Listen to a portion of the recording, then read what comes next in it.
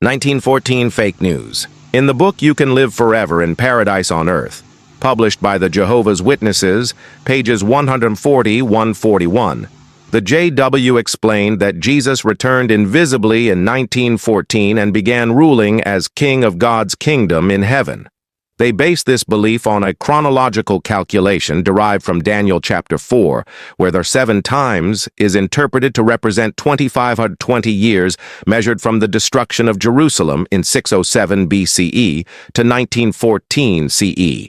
Because of their belief that God's kingdom began reigning in heaven in 1914, their leadership exhorted them to pray also for the kingdom of God to come to the earth, quoting Matthew 6:10, "Let your kingdom come on earth."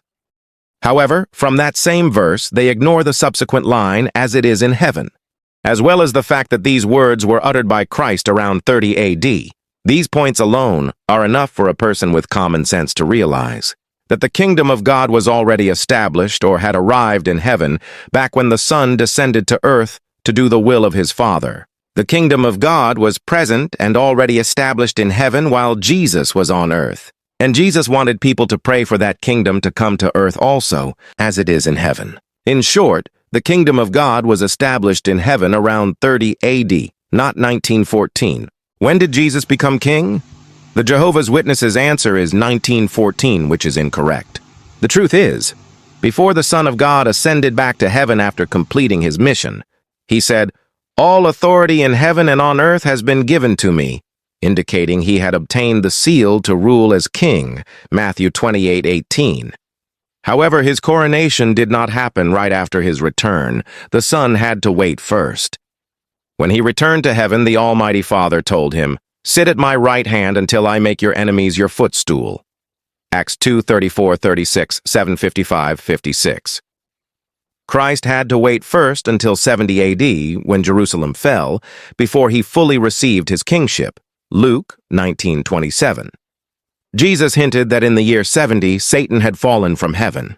When the Lord sent out the 70 disciples, Luke 10:1, he foresaw Satan falling from heaven following that event, Luke 10:18.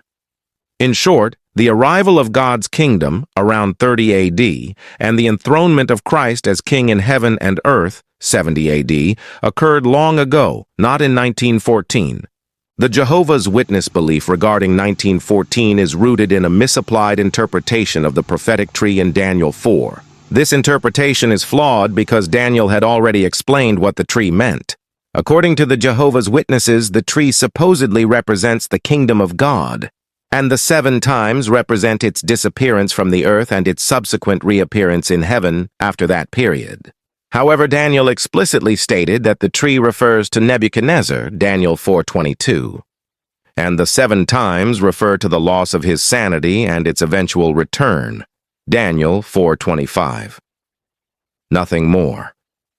There are no biblical hints that it conveys a greater secondary fulfillment. The insistence that Christ's kingdom was established in heaven in 1914 is simply a product of pride, meant to save face from the embarrassment of its early promoters. Because in that year, 1914, what Charles Taze Russell and his associates expected, to be taken up to heaven, did not happen. Source: Jehovah's Witnesses, Proclaimers of God's Kingdom, pages 62-133. This failed prediction became the basis for them being labeled as false prophets.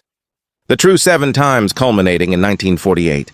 Yes, there are 7 times set by God against Israel should they forsake him.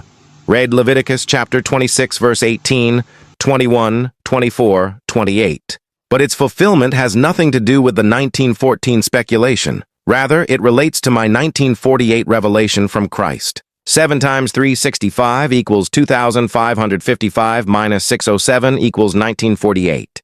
What evidently and undeniably happened in 1948 was God's restoration of Israel, fulfilling his promise to them written in Ezekiel chapter 36, verse 19-24 and 32-36, because, as regards election, they are beloved for the sake of their forefathers, for God's gifts and his call are irrevocable.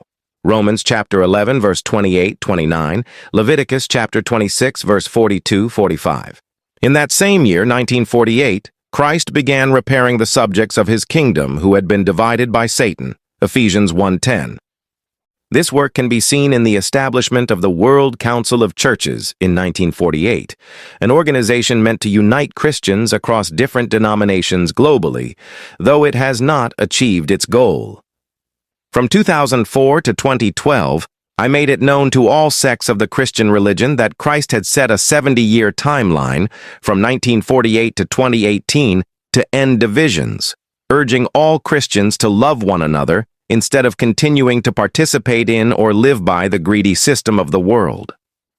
I made this known even to the governing body of the Jehovah's Witnesses, stating that in the years 2018-2019, God would begin to bring destruction in order to enforce his rule on earth. Consequently, a widespread global standstill occurred from the 2019 COVID-19 outbreak until 2022 due to lockdowns. As the pandemic weakened, war broke out in Europe, which continues to this day. Then the end will come, when he hands over the kingdom to God the Father after he has destroyed all dominion, authority, and power. 1 Corinthians chapter 15, verse 24-25.